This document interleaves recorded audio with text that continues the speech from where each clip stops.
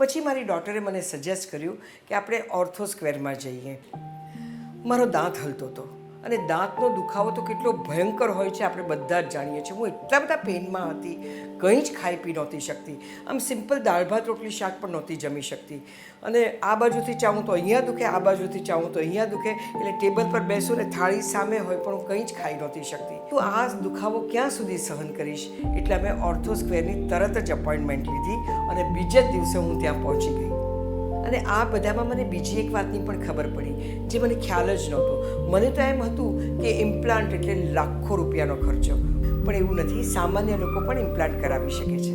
તો તમે પણ જો દાંતના દુખાવામાં હો અને કંઈ જ ખાઈ પી ન શકતા હો તો પ્લીઝ મારી જેમ રાહ ન જોતા તરત જ ઓર્થો સ્ક્વેરમાં જાઓ અને સારવાર કરાવો. હું તમને ગેરંટી આપું છું કે જમવાનું ફરી ભાવવા માંડશે.